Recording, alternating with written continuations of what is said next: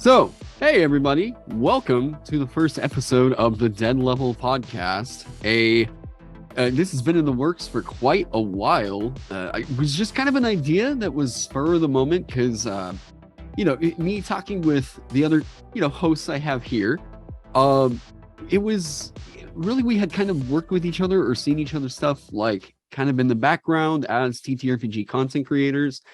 And I got a good vibe working with these guys. And I just decided randomly to kind of hit up Sarah and Josiah and see, hey, you guys want to, I don't know, collab on something together? And from our conversations, just kind of like in the background, it just seemed like we had a really good chemistry working with each other. And, we've been trying to do this since, what was it, like March? What was like? I think it's been about 6 months. Yeah. Yeah. At least 6 months. But now that we're here, finally got this together, we just figured it would be fun to talk about stuff that isn't exactly D&D, but sometimes I guess D&D adjacent.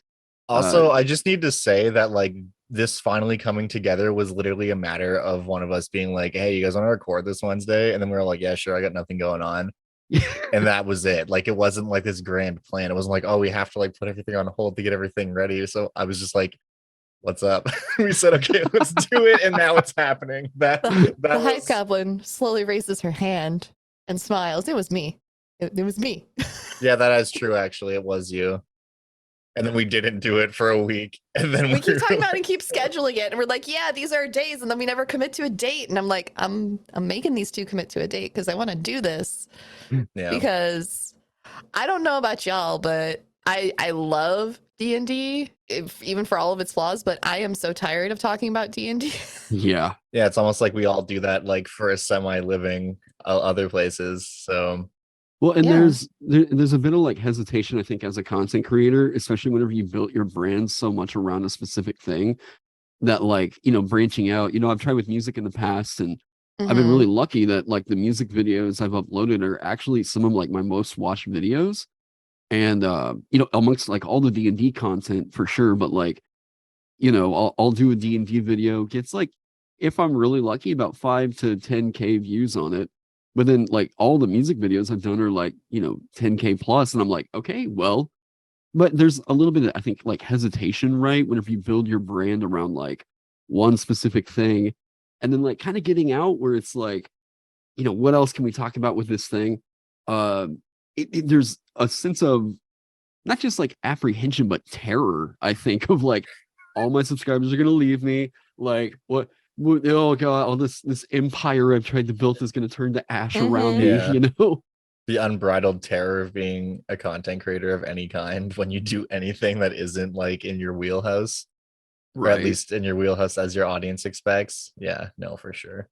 The trauma of being bullied by an algorithm. Yeah, like it's like you put out a new piece of content and you're like, wow, this is great content, I'm excited to show this to everybody, and then YouTube's like, is it though? Are you sure? Because what if we didn't show it to anybody and then you just got sad for a day? like, that would be cool too. YouTube, whatever you say is best, I guess. That happens. It happened to me, and I was just like, you know what, I'm just gonna wait to do YouTube until I have more time, because I did that stupid reaction video to the movie, which got thousands of views. And then I did a video that I poured my heart and soul into right after the next week, and nothing. It is kind of a crapshoot. Like, I mean, the algorithm's pretty unpredictable, but I mean, you kind of get a sense that you somewhat understand it over time. Yeah. Like, and then of course, then they'll update something, and then it seems like it changes forever. But like, it seems like right now I can kind of predict what is or is not going to be. Like, there's the immediate hits, right? And then there's the ones that like, hopefully I'm kind of pre-planning or something, or I'm doing like what I consider like evergreen content, where like it's like the class guides I do, where like if someone wants to figure out how to play a druid in D&D, they're going to look up like druid class guide, right? And that's where I think guys like you Josiah, like totally thrive, is people looking at like fun monsters for a campaign or something. And like, I would say 99.9% of the content that you've uploaded is like pretty evergreen. Definitely, it's stuff that like you can go back to for sure. That's still Like as long as you're looking for something that's about monsters, it's going to be relevant. And even like when the editions roll over, like all the lore and stuff is relevant. The only thing that changes is the stats, right? Which is always it's a pretty small component of the overall actual video content.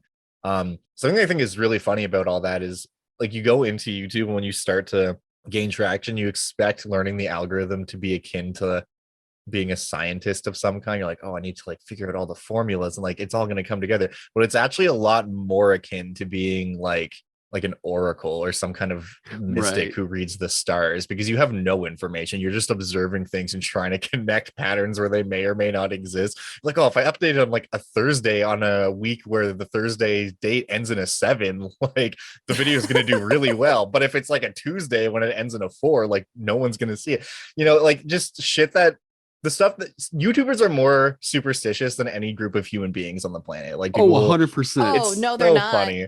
No, they're not. You should hear TikTokers talk about uploading on the fucking algorithm over there. Oh gosh, I'm gonna have to beep that out in post. Just making more work. It's fine. What I think is honestly more important, and I've discovered here lately, and like I know that this is like not big revealing information, but legitimately thumbnails are making a bigger impact than any tags or anything else that I'm putting in my channel. Like, yeah. You know, there's a channel I watch a whole lot because even though I'm not a Magic the Gathering player, I love the way that this guy just talks about game design. Ristic Studies. Ristic Studies thumbnails are some of the best on the entire platform. And because he's thinking about them not as like, what's the thing that's going to pop and appeal, you know, lining it up to thirds or whatever. You can tell legitimately all of his thumbnails are like crafting an album cover. They are gold. So as I've been taking that approach more, I've been noticing those, like I'm trying to craft the thumbnail to be something that's supposed to be, yes, this is the album cover of the, you know, the video or whatever. Not only do I feel a lot happier because I don't feel like I'm clickbaiting with the thumbnail so much anymore, but like they are just performing better. Yeah. We've hit a point where I think that people gamed the thumbnail art thing to a really kind of homogenized kind of look now. And now, like that, we're seeing people that are taking the time to craft the thumbnail. Those are really sticking out. Yeah. But yeah. And anyways, that's all the YouTube speculation and all that. Yeah. So shouts out to everyone who came here to listen to us lament our nation. What's our first like actual topic today? Our actual topic was who we all are as creators to introduce ourselves. We didn't even do that. We just started talking about this is the most unsuccessful podcast episode whatever. Absolutely not. Okay, so like this podcast came out of us just genuinely enjoying each other, and I hope anyone listens to this just genuinely enjoys sitting here. We're not your morning talk show podcast. Right. You're coming in to 3 people who genuinely enjoy talking to one another and listening to one another. So be prepared for stuff to go off the rails constantly. But yeah, who is everybody? Who wants to go first? I think alphabetical. I'll go first. What? Sure. Yeah. Real name, last name, channel name, your favorite letter. Yeah, I'll go first. Letter. Yeah, my name is Josiah. Josiah Ambrose. If you are familiar with my content, you will find me as Dungeon Dad on YouTube, Twitch, Twitter, wherever. My stuff is mostly about Dungeons and Dragons monsters. Yeah, like that's the whole deal. I just make videos about D&D monsters. It's a huge collection of information about creatures that don't actually exist.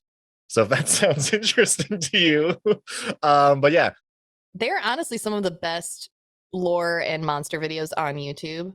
How did you get into that? How? Okay, yeah. So I got into that. The year was 2015. I don't know. Monsters have always been the thing that I most enjoyed about D&D. Like that was always my favorite part of DMing, and I just became the de facto DM of my group because when we started playing D&D, I was the only one who had played before. And by played before, I mean I had done 3 sessions with a different group. And when I was like, oh, my roommates, hey guys, this game is fun, we should play it. They're like, cool, you're the DM. I was like, cool, I know how to roll initiative, I think, like kind of. So and then that's how that starts. But yeah, the thing I always enjoyed about it was every session, like picking what monster I was going to use and how I was going to use them and finding the ways that they interact with each other. So I don't know, that's just always been something I thought was really cool. And then in 2015, I think it was, I started getting more into D&D YouTube, which at that time was basically just WebDM and Matthew Colville. Like that was it. There was a couple other channels around as well, but those are the only two I was really familiar with. And I was watching Matt Colville just like explode in popularity. And I was like, I could do that. Like, he's just a guy talking into a camera. But then, of course, I was like, well, I don't want to just be like, hey, here's a much more inferior, less experienced version of the content that Matthew Colville is making. So I decided to make it about something else. And I was like, well, what do I actually like about the game? I really like monsters. That's always been my favorite thing. So I was like, I'm going to make a channel about cool monsters. Because at that time, 5th edition was like pretty new. I think it was only in its second year, maybe, or first year. So I was like, well, there's all these cool monsters from older versions of the game that people just don't know exist, because why would you, right? Like, you start playing 5th edition, you're not going to go and buy 20 3rd edition books to look at monsters when you have these 3 new books that are relevant to what you're actually doing.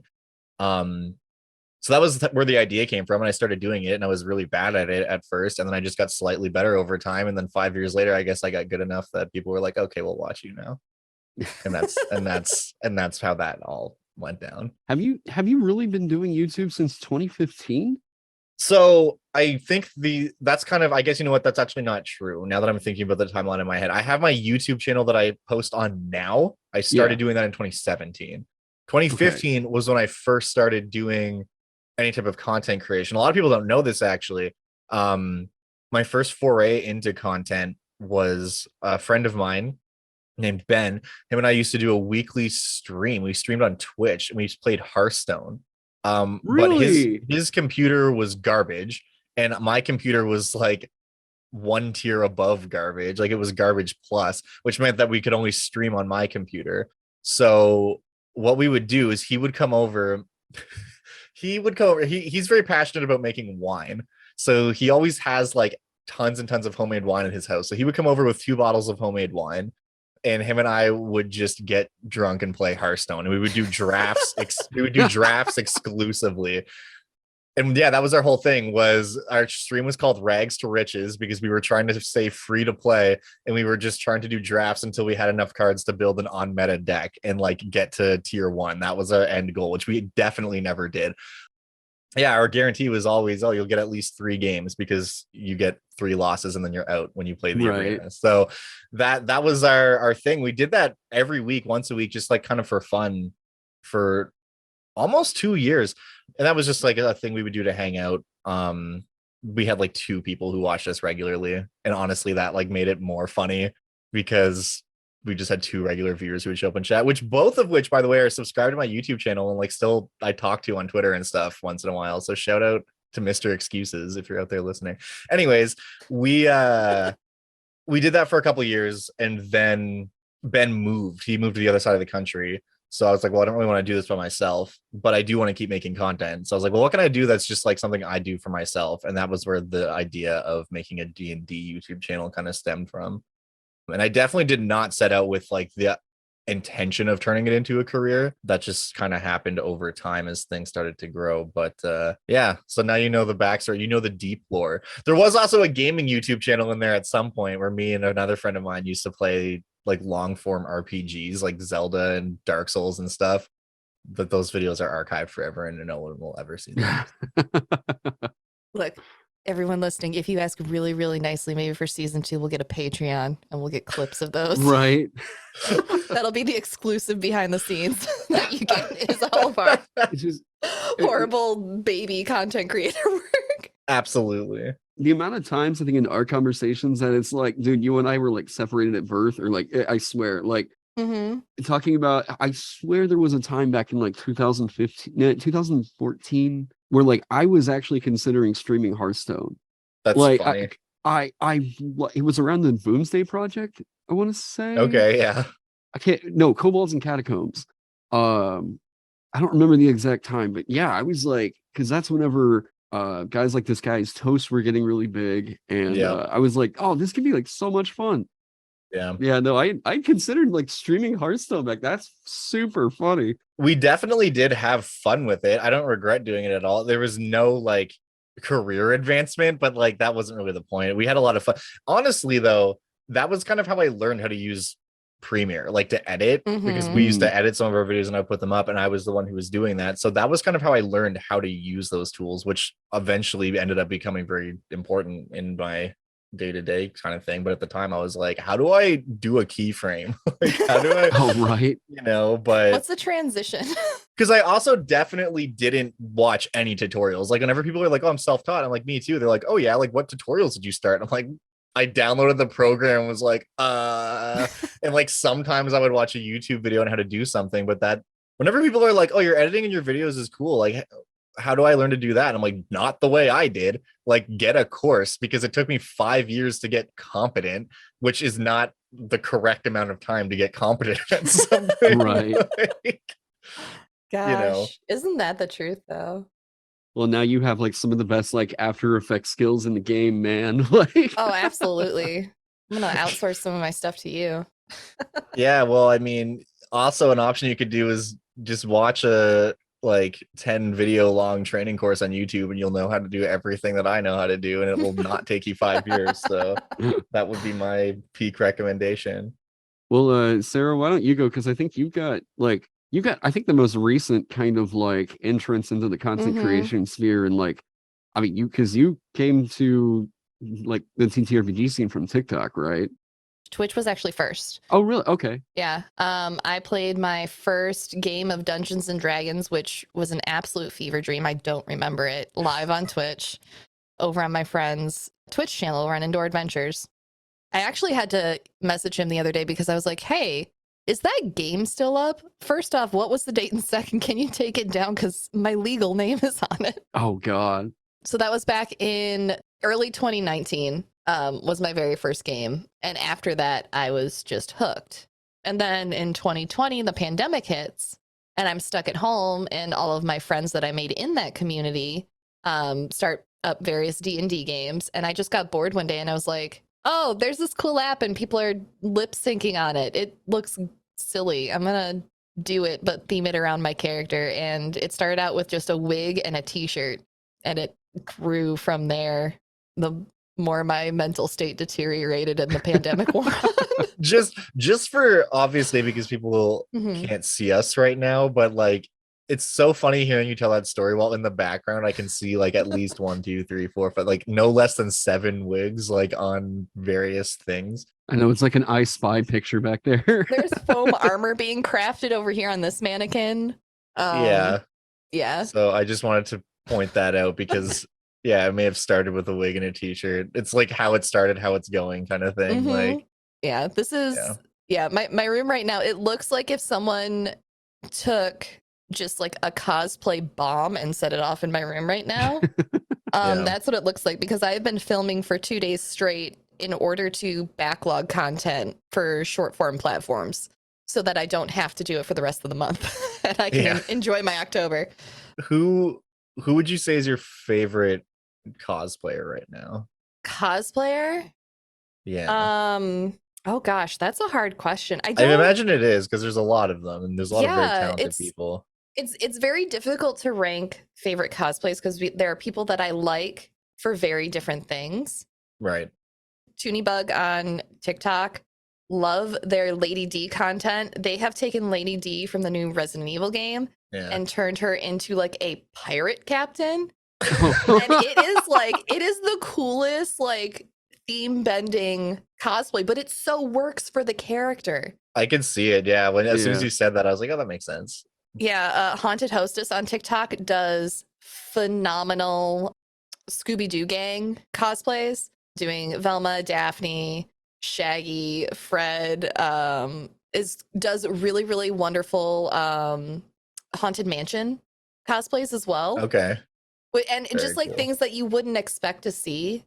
And then there's so many people in D&D land that have started creating D&D cosplay content that are just absolutely phenomenal. It's amazing how how much cool content you can get out of a bunch of probably former theater nerds when they can't leave their house. Yeah. Well, it's like super interesting to me how like the D&D cosplay scene blew up, because it was like, I mean, typically with the cosplay scene, you kind of have your built-in fans that are like, oh, cool, you look like Samus, right? And so you get like Metroid fans that are like, okay, you probably got a bit of an audience that's like kicked into that, whatever. But like people that are doing D&D cosplay, it's like, no, I'm cosplaying my D&D character. So it's kind of unique in its own, like, you know, there's a unique way that kind of built up that I guess that's grown. It incorporates that element of like creativity, because you're not just dealing with like costumes and stuff, like you're also doing character design, right? Like you say like, oh, I'm going to cosplay as Samus, like sure, that's a character who someone at like one of the most successful video game companies of all time got paid probably a crazy amount of money to like design professionally with like a team. So it's like, okay, sure, that character is going to look cool, right? But for most cosplayers, it's just them. You know, like Sarah, you're just like, yeah, what do I want this person to look like? Okay, here we go. And then you do that. So there's an interesting element of design, I think, that is pretty understated when it comes to cosplaying in the D&D sphere, that I think is what draws a lot of people to it. Personally, I've done a few cosplays of like franchise characters in the past, and that doesn't give me the tingly sensation and the dopamine receptors that creating something that comes out of my own brain, that is my story that I have told with friends or am currently telling with friends. Because all of my actual play characters get a cosplay to go along with them. But it's something that is very unique, and it's a cool way to tell and connect my story with other people's stories in a way that I don't think you'd have any other way if something like the D&D cosplay community didn't exist. Yeah. That's where I come from. I just got bored. I do feel like apathy is in a lot of cases the mother of like creativity, and you're just like, this sucks, like I want to do something cool, what can I do? And you just start doing something for yourself, and sometimes it works out that like other people are interested in that. That's the part that baffles me. It completely baffles me that anyone cares what I do, and that people ask my opinion, that people make. I have fan art out there. People have made fan art of me dressed as my characters. That's cool. It's mind-boggling that like I have that, and I am so thankful. Like I have one right here, taped to my computer. It's weird to see something that comes out of my brain resonates with people, because I have not deleted anything other than the photos of the small children in my family from my Instagram. So if you scroll to the way back, you can see that at one point I tried to be a fashion influencer. Oh, hell yeah. It never went anywhere with good reason. But you know what? That's still there. And so it just kind of, when this started taking off, I would wake up and be like, oh, 20,000 followers on TikTok. What? Oh, 40. Oh, I'm now nearing 80,000. And I'm just like, what? Why? Yeah. It is kind of a surreal thing, right? I got a comment on a YouTube video the other day where someone was like, I love bestiaries like this for the sake of bestiary's sake. And I was like, I'm glad, is the comment I responded to, because I was like, I'm stoked that people like that. Otherwise, like why? You know, like I like that, but I guess that's the thing. Like if you like something, there's at least one other person out there who will probably be into it. So with the internet being what it is, but no, definitely a surreal feeling. But I guess Taron, you should tell people who you are also. So my channel now is known for, you know, I do a lot of D&D based like homebrew game design side stuff, where like I'm focused more on making classes and subclasses, the stuff that's going to be in the player's hands rather than just the DM's hands. You know, my whole thought with that was like, you know, I really like D&D back in, I think it was like, I started playing from like a game in 3.5 that a couple buddies were like, you should come to Wizards Asylum. It's a game shop here in Tulsa. So I went in and did like a game of 3.5, and I was like, oh, I have no idea what's going on right now. They weren't really great at explaining, you know, this is what, you know. So to me, D&D was like this ununderstandable mystery game that whatever, right? So that was like in 2010, I want to say. But like over the years, you know, I had played a lot of like JRPGs and just like role playing video games, and I was like, oh, this is super fun, but like I would love to do this. Like I would love to make my own. I love class systems in JRPGs, like how you can see like one character's the fighter and one's and how this party composition made a whole unit or whatever, and how it like kind of helped define their characters. So like whenever I came over to D&D, it was like, oh, cool. Oh wait, like 5e, I was like, I'm seeing how this game works now. Like the math is making okay. Played a couple games of 5e with my friends, and I was like, okay, now I'm hooked. Yeah. Now I want to dive totally into this game. I guess in the content creation, it was like I saw the palette of like is it 12 or 13? I think it's 13 now with the artificer, right? Yeah. Classes. Mm-hmm. And I was like, yeah, but there's so many from like JRPGs, like Final Fantasy, that like I can't make in this game, and I really want to. So I started. That's whenever I found out about like homebrewing classes. From doing that, I was like, okay, cool. I'd like to kind of look at the game more as like, what can I do to introduce new character options? So I started getting into homebrew game design, and actually, it's where I first started to see like Josiah's videos, where like you were making monsters over on your channel, and I was like, wait, you can just like do that for this game? Cool.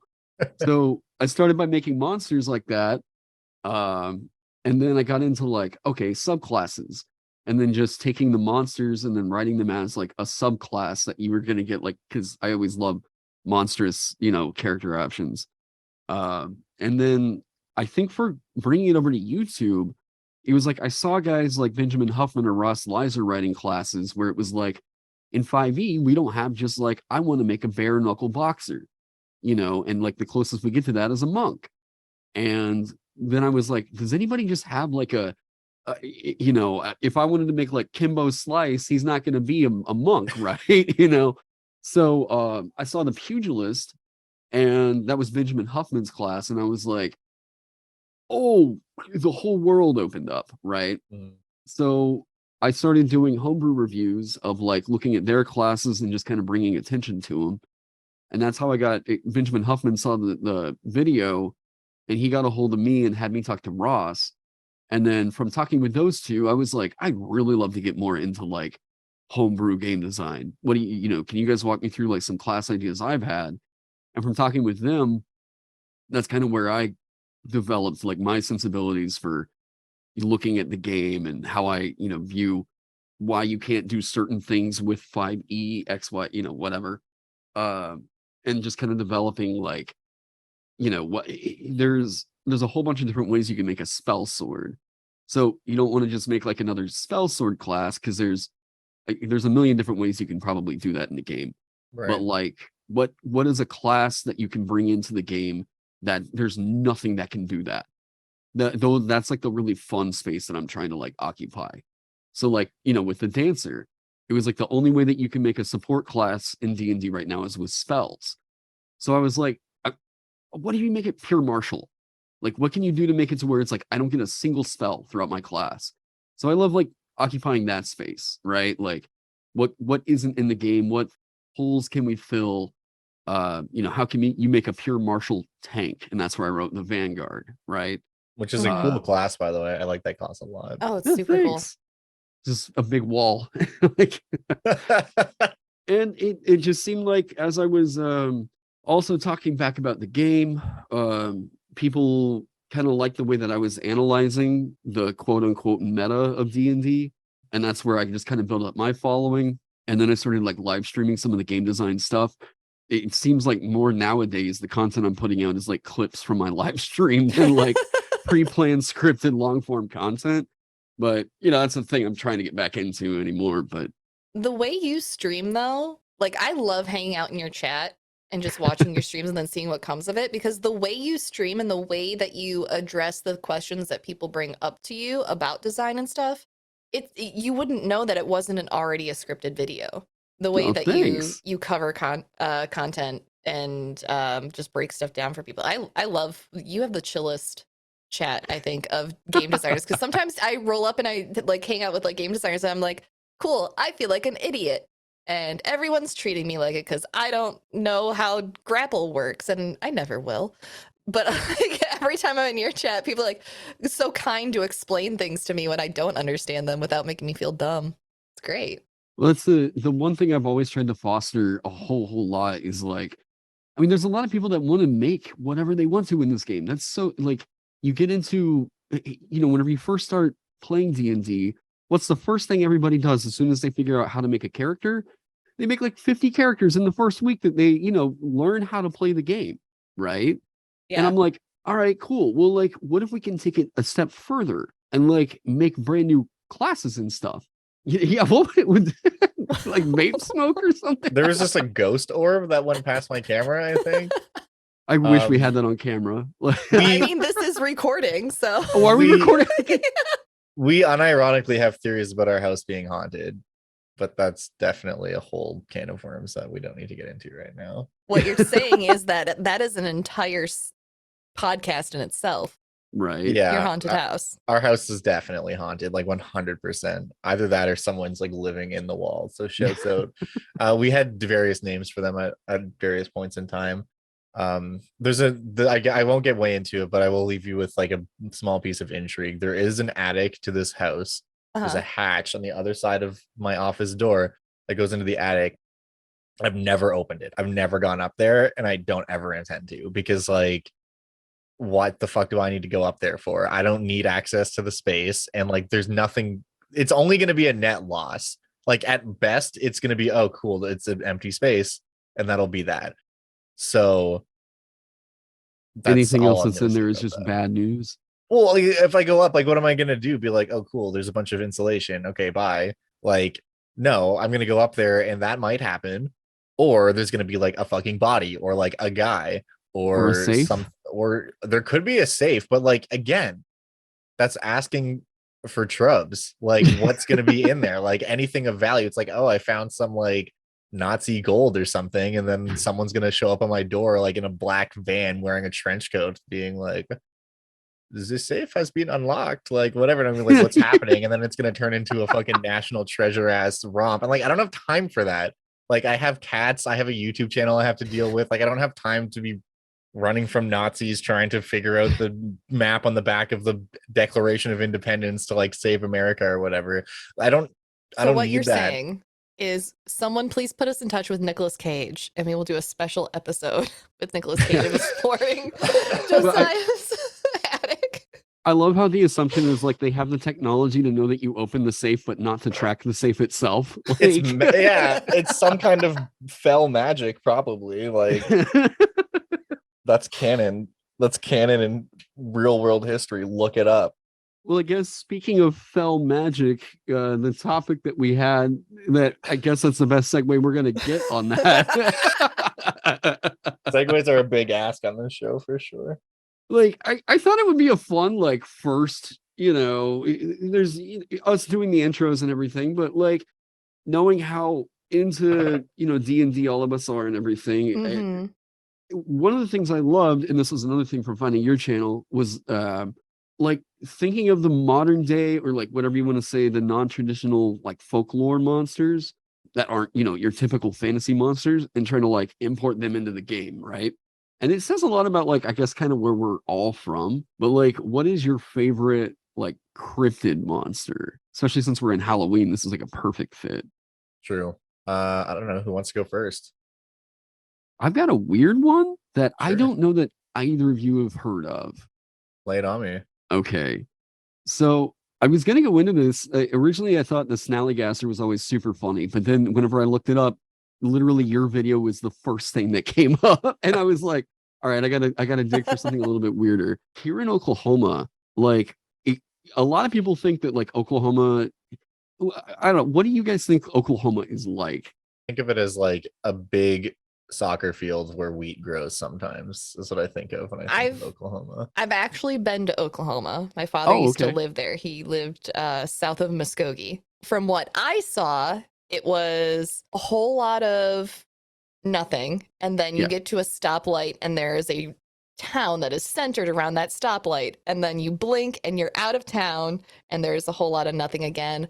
And then eventually you hit like a large city and it pops up out of nowhere.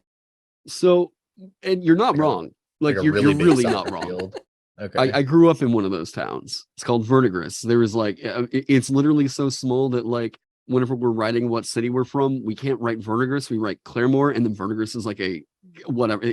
Claremore is still small relatively, but like Claremore is like a tiny subsidiary basically. But so because of that though, Oklahoma is a lot of like rivers, forests. Some we say mountains. They're not mountains. They're like 100-foot tall hills, right? But because of this, there's a lot of wooded areas, and the Native American population is still like, really, really present. But so because of that, we actually have like a pretty big cryptid scene here, where like it almost feels like Oklahoma's a bit of like a Gravity Falls-esque kind of like state in its own way. I love how weird we are here. Like here in Tulsa, we have like the center of the universe. We have an autoacoustic phenomenon where like you stand in this one space, and like if you're standing in that area, you can hear an echo whenever you talk or whatever, but nobody around you can hear the echo. And Right. they brought in all kinds of like sound engineers to try and figure out why this happens here. There's like a movie coming out, Tulsa King, that like there's scenes at the center of the universe that we've all been like, whoa, what? Like, we have like there's Crybaby Hill, but that's, I think everybody's got like you go to this creepy place and suddenly you hear somebody cry, whatever. But we also have Gravity Hill, where if you put your car in neutral at the bottom of this hill, your car will just go up the hill, up slope, right? So Oklahoma's weird.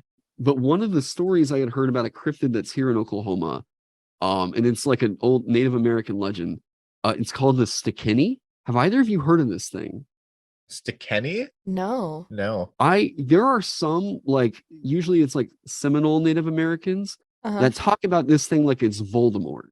I did have a fraternity brother whenever I was in college that was like, if you say the name, it's going to come and get you. Not that the name itself was offensive or anything, but like it's a, superstition around it. But the Stikini is it's almost like an owl hag witch thing that like, it's almost like a were owl in a way.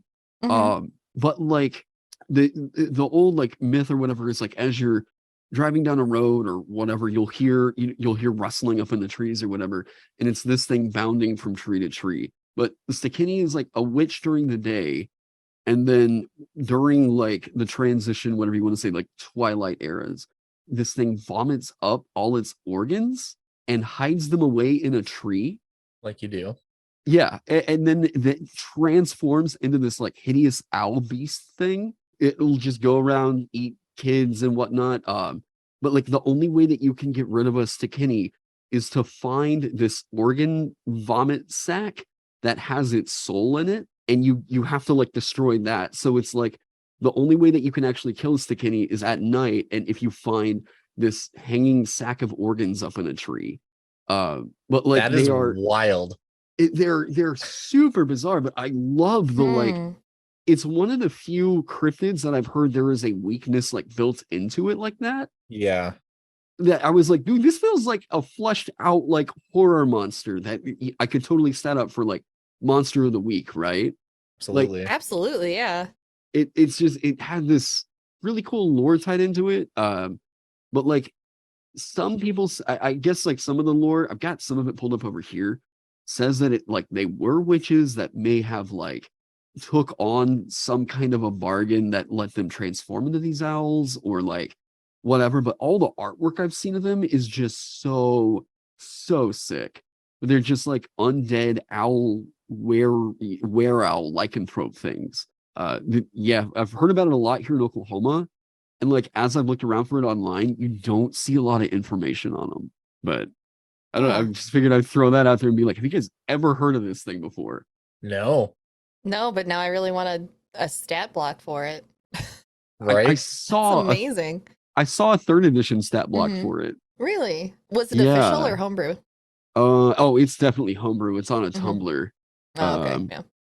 Yeah, CR9 monstrous humanoid. But yeah, I just thought that was like such a cool little piece of like, it was just a super interesting one. I mean, we've always heard of like lycanthrope shapeshifter types, but like just hearing the lore of like it has the organ sac somewhere it hides around.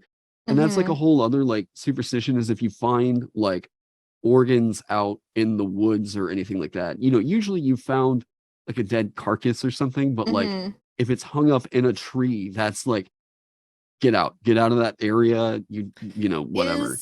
Okay, so I know like some big cats will drag deceased prey up into trees to like save it for later. Is there like an animal in Oklahoma that does that behaviorally? Like, would Mm, that be where that originates from? mountain lions might. Okay. Okay, yeah. Like, whenever I was going to NSU in Tahlequah, that's out there by Muskogee. But whenever I was going to NSU, it was like kind of often we would get like notifications on our cell phones, like, hey, there's a mountain lion on campus, or whatever. And Yeah. it's like everybody stay in your dorms. We never had like a mountain lion attack while I was there, but they were definitely like you were right next to the river and a bunch of Mhm. like, so they would just wander onto campus and it's like we have a feral wildcat apparently, like The only encounter I've ever had or notification I've ever gotten for something like that was one time we had a seal loose near campus when I was in college. They were like, oh, there's a seal has emerged from the harbor and is outside. So like everybody stay inside. Not so much for danger, but it's more for the seal safety, I think, than anybody else. yeah. Although seal bites can be really nasty. If a Mhm. seal bites you, you need to get that shit treated in like a couple hours, or you're probably gonna lose your hand or arm Wait, or really? whatever. They have a lot of bacteria in their bites. Their bites are crazy dangerous. Like if you get Mhm. bit by a seal, 100% you definitely have gangrene. Like absolutely. I shouldn't say that Huh. with such certainty, but it's bad. It is bad. If seal bites are notoriously dangerous. So while seals like aren't necessarily prone to biting, you're supposed to be really careful around them because if they do bite you, you're gonna have a horrible 24 hours. They're so cute though. They are so Yeah. cute. They're Yeah. I just so want to give him a cute. little hug. Right. And I love the ones where you can just see like their head is tucked into their body and they just look like this little like little doe. Oh man, yeah, seals are It's a adorable. sphere. A spheal, if you will. That's a Pokemon, I think. Cool.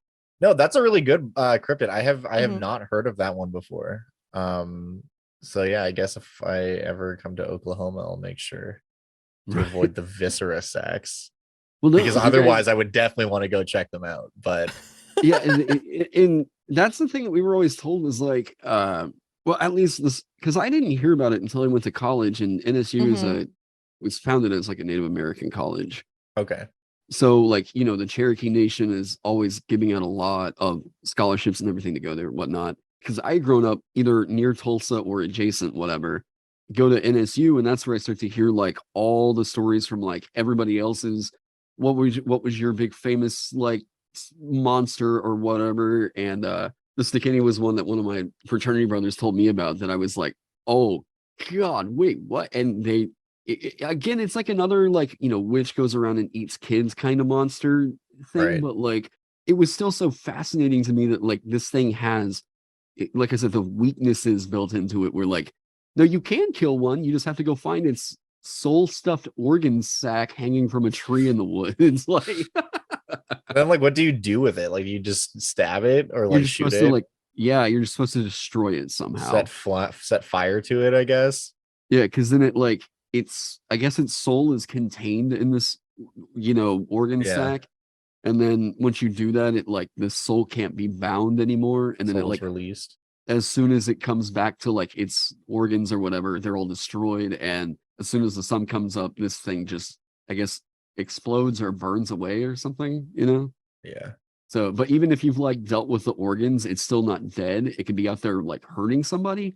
So it's just like waiting for the sun to come up at that point. It's like, I Okay. don't know, it's fascinating to me. Very wild. cool. What Cool. Well, Sarah, do you want to go next? I can. I actually have two. I overachieved because I knew what I wanted to do, and then I heard of something on TikTok yesterday, and I was like, I need to talk about this too. Oh yeah, I'm ready. Okay. So my first is very much like Oklahoma. There's a place near me that has a lot of cryptids. It's Ohio. Oh, Ohio. Ohio. Oh, well, Yeah. One of my favorite cryptids is out of Ohio. It's the Loveland frog, also known as the Loveland lizard or the Loveland frogman. And first sightings were around, like, I think they started in like the 70s. But basically, it's just a giant humanoid type frog that just shows up, scares people as they're driving. Doesn't really hurt anyone, but it's my favorite because it actually was the inspiration for the musical titled Hot Damn, It's the Loveland Frog, which came out in 2014. Hell yeah. I love the way that you describe that as like, it just jumps out and scares people. Like I'm just picturing him, "Bleh," and everyone's like, oh God, it's the Loveland Frog. And he's like, fucking got you, bitch. And then he runs back into the forest or whatever. And I love that, like, the Google Images result is just like the most literal interpretation of Frogman I think I've ever seen. Like the first, I just Googled Ohio cryptids, and it's just like, are you seeing the one I'm seeing, Josiah? Of like, Yeah. the frog dude facing to the right. Like, yeah. Yeah. It just I looks like love that there's frog a with musical legs. about this thing. Yeah, they're like 3 to 4 feet long. They look to weigh about 50 to 75 pounds. For those not in the US, that's 20 to 35 kilograms with leathery skin. And they're just kind of there, and then they just walk away. That's very interesting. And I love how like most cryptids have some kind of like horrible thing attached to them. Like most cryptids aren't chill. Most cryptids are like scary, and they're scary because Yeah. they murder you, right? But Yeah. this guy's just like, no, he's a frog. And then Yeah. that's all he needs. Just vibing, just being a frog. But the other one that I heard about is that there has been so like AI art, no matter what side of the argument you stand on, comes with like a lot of weirdness to it. Like, Yeah. at this point, everyone has seen some form of AI generated art that is just, it looks very off. But Yeah. apparently, the first cryptid of latent space has been generated. Yeah. With know AI about art this. generated. Did you read think about this is- Loab? Yes, this is fascinating. So, okay, so for those who aren't familiar with AI generated art, basically AI algorithms are generating quote unquote original, they're not really, pieces of artwork based off of analyzing previous works of art. Yeah. Some of them supposedly use free domain art. Many have been linked to using copyrighted art, especially copyrighted fantasy art, and it's a huge big deal because it's this. There's not really laws around it, so that's a whole different other topic though. But with this AI trend, you can negatively weigh prompts to get far away from something. So like I can add like basically like a negative number to like Danny DeVito eating an egg, and it's supposed to give me like that many away from something that looks like Danny DeVito. It's like, what image is the most not like this thing? Yeah. Yeah. And this face of Loab, it's a woman, and it looks like something out of a horror story. It has female features, but they're very distorted. And it looks like something that a Hollywood producer would create in like a horror film. Apparently, I haven't researched it because as I was reading it, a lot of the images of Loab are very gory, apparently. Yeah. And I didn't want to see that. But no matter how far away you try to move from the Loab image, the images that are generated still have that face and are still distinctively Loab. Yeah. Whereas normally, if you search like Geralt in the bathtub Witcher, the more you feed in different phrases to that, the less and less and less it looks like Geralt. But with this, it's maintaining the same face and it's maintaining the same themes, and they can't figure out why, which baffles my mind. Yeah, it's like something that's dominant enough in its features, or I guess its look, to stick around, like I guess take over most of the image, no matter what else you try to throw into it. Yeah. And like every other image that it's like really distinct, that it's like this sort of somber looking woman with like extreme, I mean, extreme. Is it rosacea or like it looks like her face is like disfigured by something? It looks like rosacea. The features are all like in some parts they're swollen, but the mouth is always very much like the same straight line. The hair color is typically always brown. My biggest question about all of it, and I don't know because I haven't experimented with this myself or really read anywhere of anyone trying this, but I want to know if, because there are different AIs for generating art. There's like a handful of them now. I want to know if different AIs come up with the same result based on prompts that have to do with her. Like, is it something to do with that specific AI that is continuously recreating this image? Or is it something to do with like where it's pulling it from on the internet or however they're scouring the database? Because both have different implications and both are scary in different ways. Right. But yeah. Well, I think it's kind of come full. Well, it would be hard to do that now to see because Loeb has become so famous in its own right that like the well is poisoned. Yeah, like, you can't so do that now. It was like the prime chance for us to see what that research could have been. It was already too late, you know. Like, I guess it kind of gives it its own like eldritch qualities. Like, are we really going to ever be able to figure out why this started? Like, that's fascinating to me in and of itself. Yeah, it's the new Slender Man. Yeah, totally. Speaking of slender men, the cryptid that I chose to discuss is an extremely slender person because they're a skeleton. Like you can't really get more slender than that. But yeah, the cryptid that I chose as one of I love cryptids. I was so down for this question. I mean, obviously, a big part of what I do with my videos and channel has to do with researching monsters, and cryptids are obviously a big part of that. But the one that I chose to talk about specifically is one that a lot of people, it's pretty popular, is the Gashadokuro, which is a type of yokai, which is a Japanese monster of a myth. A Gashadokuro is like a 30-foot tall skeleton. It's just a huge skeleton, but they're very weird. One thing that's interesting about them is there's a really old painting.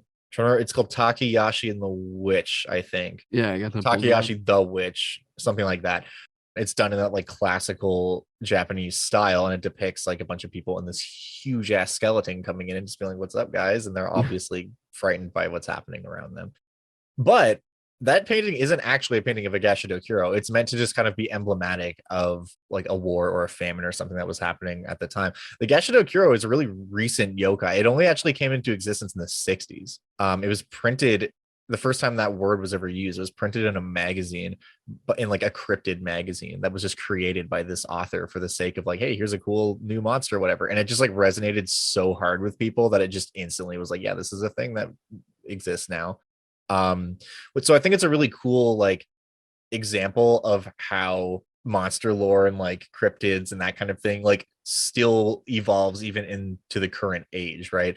Like obviously you have anything that's in America, like obviously only came into existence within the past few hundred years, but whenever there's something that resonates with people, if it resonates in the right way or the wrong way, depending on how you look at it, it can become part of this thing like, oh, this has always existed. Like most people think Gashadokuro is like, oh yeah, it's one of those Japanese yokai, like all the other ones, it's been a thing for like over 1,000 years or whatever, but like it's actually only been a thing for like less than 100, which is really cool. But specifically this monster is really interesting because obviously it's a giant skeleton, which is just neat, but they're also invisible. You can only see them when they get within like 50 meters of you or something like that, which is terrifying because unless you can see them, they're also completely silent. So you'll just be rolling down the street and then the giant skeleton is like 50 meters away from you and you're like, okay, well, this isn't good. And the telltale sign that a Gashadokuro is near is actually like a ringing in the ears. That's what they say anyways. So if you can't see it, you'll be able to hear like a faint distant ringing in the ears, and that means that one of them is maybe nearby. And then if it gets within a certain distance of you, then it's like, oh, there's a giant skeleton. Is that the explanation for my tinnitus now? I genuinely feel like that's where this may have came from, right? Is that like the feeling of tinnitus or something? It's like, oh, what's that? Is that damage to your ear? Nah, dude, it's a giant skeleton. He's around somewhere. Like that makes a lot more sense for sure. And also, yeah, what they do is they drink blood, and they do so by biting off people's heads and then just comedically like flipping their bodies upside down and drinking blood into their skeletal form, which I imagine just kind of drips all over them and doesn't actually get drank by anyone. I was gonna say, like, they're just a skeleton. Where does it go? Like, well, exactly, right? Like they less drink it as much as they pour it onto themselves. But yeah, their whole reason for existing is apparently that they are manifestations of mass grief or anger. So like sometimes they will come about usually after like a battlefield where a bunch of soldiers were killed in like a really uncool way, or if like there was some kind of mass plague event or something like that, like just something where a lot of people have died all kind of together sharing some kind of emotion. It can cause these Gashadakuro to appear, and the only way to make them unappear is for their feelings to be satiated. So if they're spawned out of revenge or anger, like once they've basically felt like they've gotten enough revenge, then they'll just be like, okay, cool, that's enough, bye. And I imagine for those that spawn due to like grief or sadness related to one thing or another, if like the bodies of the deceased are treated properly and like something is done to try to alleviate that, like heal the community, so to speak, then the Gashadakuro will go away because it will feel that its emotional needs have been satiated, I guess, which is kind of interesting. I like that as like a plot device because it's like you can't just kill it. Like you can get rid of it, but you have to do something a little extra. Right. Okay, so what if? How big did you say it was? They're like 30 to 50 feet tall. 30 to 50 feet. Okay, so we need a 55-foot long chaise lounge. Okay. And then we're going to need a really comfortable rug to put under it so it doesn't slip around. And then we're going to need someone licensed for counseling that is there as well. And we're going to send this cryptid to therapy to deal with it. That would be how I would handle it. This is the most like D&D party idea I've ever heard in my life. Where it's like, what are we gonna do? It's like, well, we're gonna investigate his trauma. He's gonna take a seat in this chair, and we're gonna unpack this together, and we're all gonna get healthier together. I like some of the interpretations of them where like you can tell the general idea of it's like a humanoid skeleton is there, but they still have like odd features that aren't exactly human, you know? Like there's some that have necks that cause it to like their head to distend from more their collarbone than their spine, or like, you know, their pelvis is like shifted oddly forward, where like, you know, the ones I've seen where it's like, oh, it's a big skeleton, it sounds kind of goofy, but like whenever you see like they look human enough to where it almost falls into that uncanny valley creepy, but not there's really. Definitely a little bit of an uncanny quality to it where you can tell that like it's what it's supposed to be, but yeah, it's not. The proportions are off, right? Like if you assign flesh to that skeleton, like, okay, so your neck is 6 feet long, like what? Like, you know, like it doesn't track. I mean, it's a big creature, but its neck shouldn't be that long, you know what I mean? Yeah. But you know, it's an interesting one for sure. And I just love how it's a semi-recent invention that took a lot of inspiration from traditional Japanese art. So a lot of people assume that it just has been a thing since like time immemorial, so to speak. But it is actually a more of a modern, I guess, as long as you consider the 60s modern, but more of a modern current era invention, which is kind of cool. So that was my pick. Have there been like, I'm trying to think, I think like recently it's been cool to see like, especially in the online space, like the development of brand new either cryptids or just like weird kind of alt it's not like alt culture or, but like the thing that got me really, really into like the kind of odd cryptid side of the internet was always like the SCP catalog. I love SCP. It's such a cool idea. And then like seeing that, I think recently developed, the only thing that got, I think, as big as the SCP catalog has been like the back rooms. Yeah. Mm-hmm. You know, and like seeing all these new, like, I just love that even as the internet's evolved and we've seen so many other things kind of develop or whatever, the horror culture is still coming up with new ideas for like, what is this new realm? What is this new, like these new quote unquote folklores of what will be like the internet age, right? Like, yeah. I think that's what's so intriguing about the backrooms in general as a concept, and kind of what you're alluding to here is that horror stories and monsters and cryptids and that kind of thing always come to be because of something, right? Like they always, the ones that resonate anyways, that become really famous, always do so because they inform, like there's always like a root idea, right? I know it's been said time and time again, the reason that like zombies are scary, like obviously they're scary because they chase you down and they kill you, like sure, that's scary in like a monkey brain kind of way. But the real reason that zombies resonate so hard and are scary is because it evokes like a loss of humanity, right? Like becoming a zombie is a horrible fate because it's something that I think everyone is like inherently concerned about. No one wants to become a zombie. You want to maintain control of your own faculties and all that stuff. So when you see stuff like the back rooms just propagate on itself with like this small thing that people start adding to and becomes more and more interesting, I always find it really interesting to look at like what is the root of the fear, like what is so compelling about that to us. When it comes to the back rooms, like it's a lot of different things, there's a few things, but like that fear of like isolation and anxiety of like being separated from anyone else or anything else, I think is definitely a powerful one. And the back rooms is something that like is only properly explainable and explorable with our current understanding of how things are. You know what I mean? Like if you were to create a backrooms fiction in like the 20s, like even before the information era, you're talking like, okay, so it's just a place where you're separated from everyone else. It's like, yeah, but like the concept of clipping through reality was not something that people were necessarily like had the tools to understand, at least not as easily as we do now. I'm sure there's some version of that you could write, and that probably has been written, but I find that stuff really fascinating, how the modern horrors are inspired by modern conveniences in a lot of ways. Absolutely, like getting the house with a closet that's not supposed to exist, like in House of Leaves. Oh, such a good book. Oh, it's so good. It's very hard to get through, but I do recommend it for anyone who likes a really weird read. That's still one of my favorite books of all time. I said, like, I think creepiest, like the book that probably messed me up the most in terms of like scaring me is probably still going to go to like Pet Cemetery. I read Pet Cemetery and I still am not okay driving on the highway because of like that book instilled a fear of semi trucks. Like, I mean, wow. But House of Leaves is the first book that has like distorted reality for me. I remember reading through that book and feeling like I was walking outside and feeling like I saw behind the curtain and I can't unsee what I saw. Like a really like fascinating book. And it's just, if anyone listening right now is even slightly interested in horror, you probably already know about this book, but like there's pictures of the way that the typography is like laid out in House of Leaves that it's like, I think it's only like what, it's maybe a $20 book, but like, it is a piece of art. Like, everything. I forget the author's last name. Where's my Mark Danielewski? Thank you.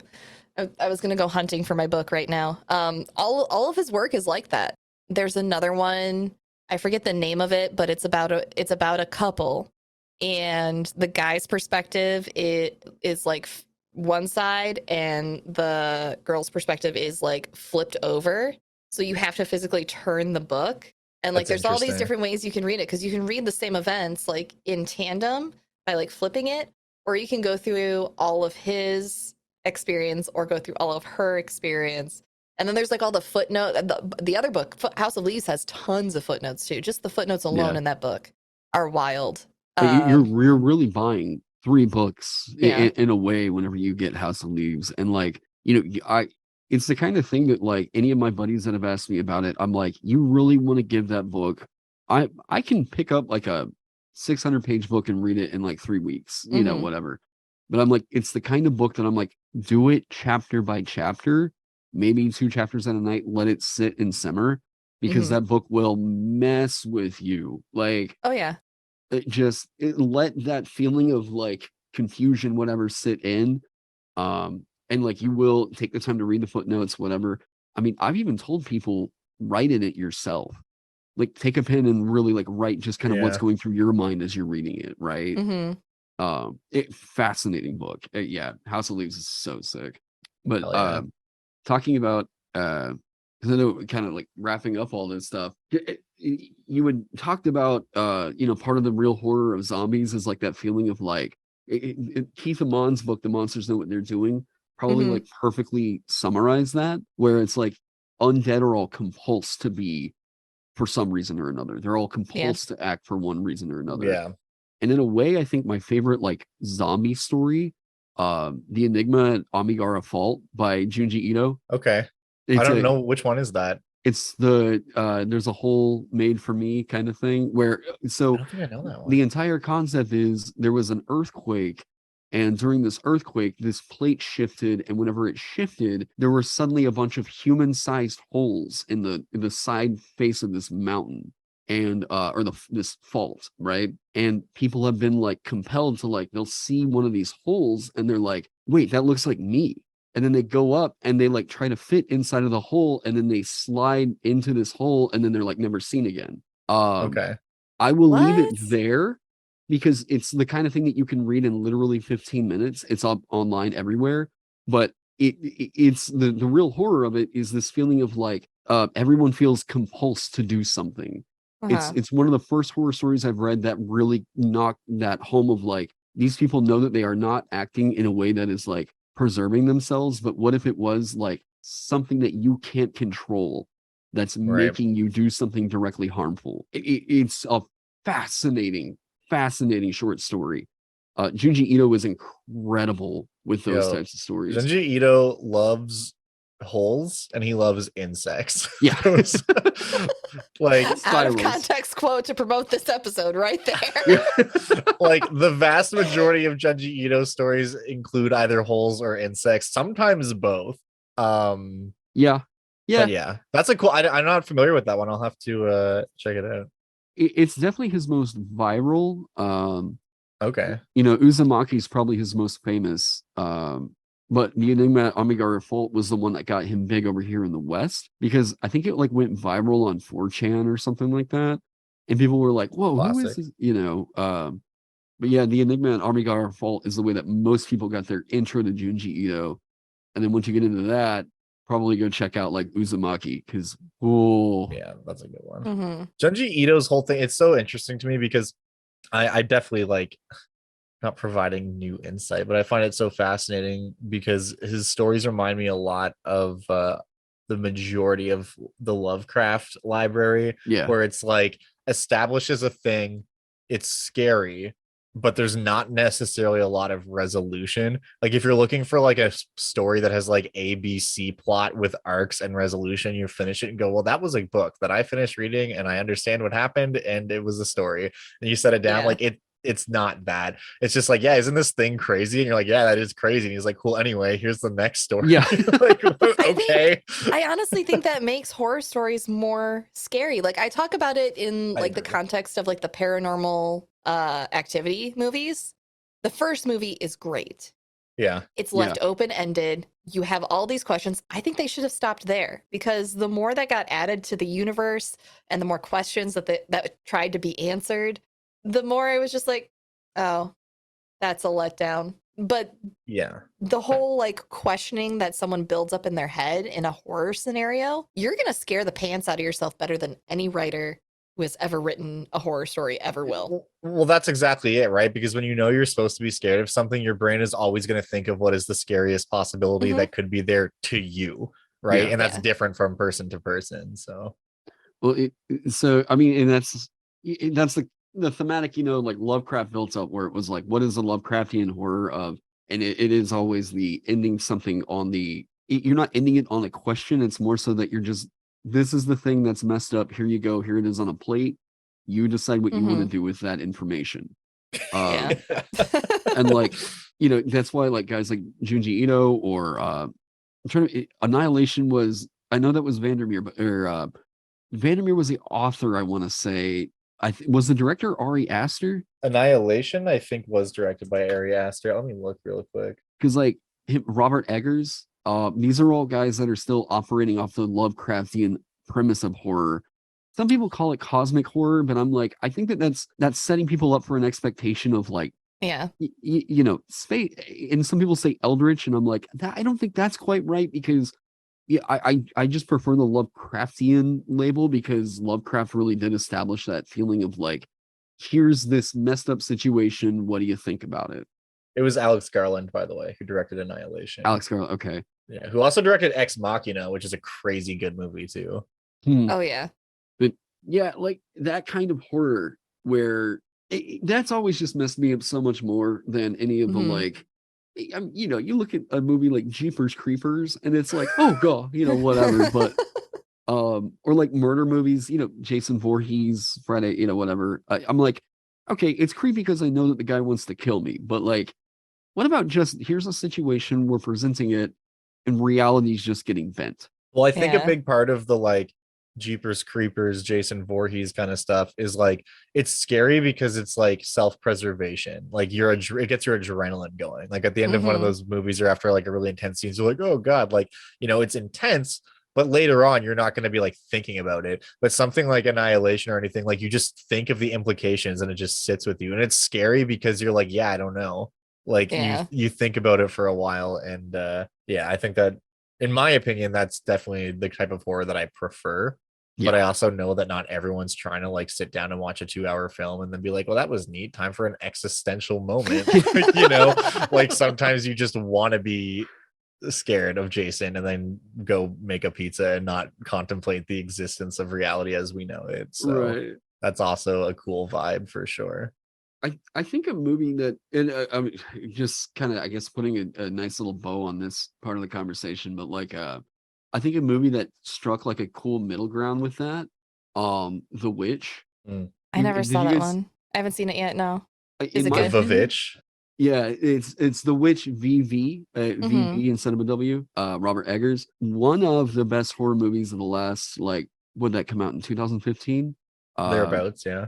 Yeah, it's probably my favorite horror movie of the last decade, if not one of my favorite movies of the last decade. But it ends in on that like it wraps up a horror story in one of those ways that I think I can't imagine a better ending, a more satisfying ending to a horror movie than what they did with The Witch, because it still leaves you with this similar feelings of like I'm really not trying to spoil anything. Because God, it's so good. But like this similar feeling of like, there's a horrific situation that happened. There's a resolution to the story. Some things were answered, but I'm still not comfortable. Like I still don't know what, I'm gonna have to watch that. I think it's a 10 out of 10.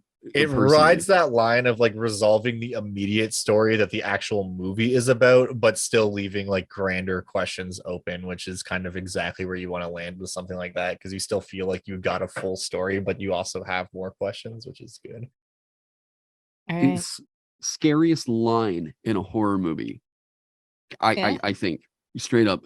Josiah probably knows like the last 5 minutes. I think it's like the last line of the film. Okay. Yeah.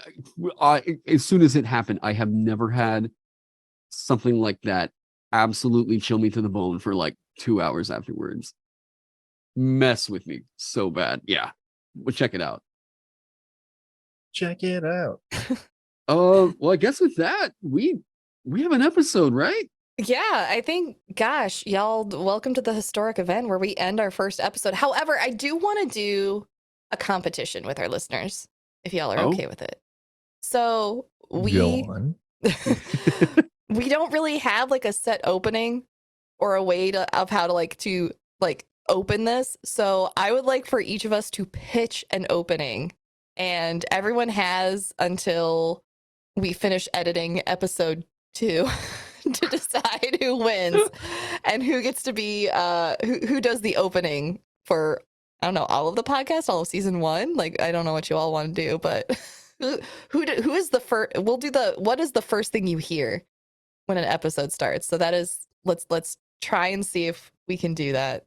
Ooh, hell yeah. All right. So here we go. Who wants to go first with their pitch? You really got to sell it. All right. Mine's quick. All right. Well, hey, and welcome to the Dead Level Podcast, a podcast where 3 friends stumble their way through being content creators. Okay. It's quick, simple. There we go. Hell yeah. All right. Do you want to go next or do you want me to? I can go next. I'll go next. Okay. I need to clear my throat. Hold on. I'm leaving that in. Yeah. All right. I need to get really close to my microphone. There we go. Welcome to the Dead Level Podcast. This week, we talk for way too long about being content creators. And then, cryptids. Which ones are our favorites? Hard to say, but we definitely didn't all pick at least one. Some of us picked two. That was against the rules, but we did it anyway. Then, we talk about other stuff. Then the show ends. So, welcome.